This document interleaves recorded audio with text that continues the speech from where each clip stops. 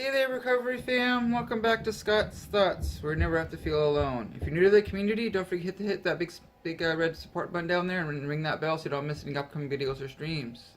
So today I'm bringing you another reading from the Just for Today book. It's a daily reading that helps you think about something during your day, meditate on, and work towards throughout your day. Today's reading is for February 9th. And it's called, the reading for today is called Self-Acceptance.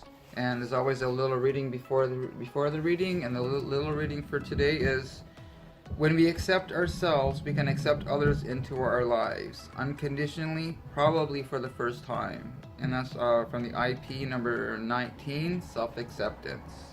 And the reading for today is, from our earliest memories, many of us felt like we never belonged. No matter how big the gathering, we always felt apart from the crowd. We had a hard time fitting in. Deep down, we believed that if we let others get to know us, they would reject us. Perhaps our addiction began to germinate in this climate of self-centeredness. Many of us hid the pain of our alienation with an attitude of defiance. In effect, we told the world, "You don't need me." Well, I don't need you either. I've got my drugs and I can take care of myself. The further our addiction progressed, the higher the walls we built around ourselves. Those walls began to fall when we start finding acceptance from other recovering addicts. With the acceptance from others, we begin to learn the important principle of self-acceptance. And when we start to accept ourselves, we can allow others to take part in our lives without fear of rejection. And there's always a just for today, and it says, just for today, I am accepted in NA. Today, it's safe to start letting others into my life. And I can really identify with this reading. Before I came into recovery, I always felt apart from.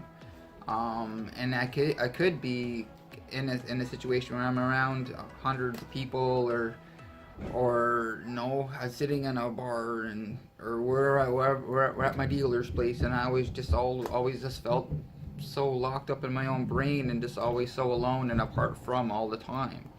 I thought I was doing my best to be a part of, but I really did not. I didn't want people to really know me because of the fear of rejection, and that's why I would wear all those masks all the time, and I was the chameleon. I could fit in anywhere, right? So, and I always did my best to be the people pleaser, to be there for everyone else. But then I was the one who got left behind, and I think that was also be a big part of the fact that I never really knew how to be my own individual, because I never thought that just being me was good enough, and I was so afraid of rejection. So when I did come into recovery and people started to accept me for my own individual, for just me, that was kind of odd, because I'm not used to being accepted just for myself. And the more and more people encouraged me and accepted me and had loved me, one day at a time, just for today, I started to accept myself. I started to love myself. I started to accept myself as my own individual. And it was a good feeling to know that I didn't have to be anyone else. I could be me. I didn't have to wear those masks. And they talked about putting up all those walls all the time. And that was me. I didn't want anyone in. I didn't want to let anyone inside, because I had experienced rejection before. I had experienced that feeling of being ostracized and stuff like that, and not accepted for being myself in the past. So when people started to accept me in recovery, it was a different kind of feeling. I started to realize that I didn't have to be that people pleaser. I didn't have to be anyone else but me, and I started to feel a part of. I started to feel a part of something bigger than myself, and that was a good feeling as well, because I knew I didn't have to just fit in. I could just be me, and me was good enough. You know, we talk about alienating ourselves from society and stuff like that, and it was like it talked about, yeah, I have my alcohol, I have my drugs, and you know, I don't need you.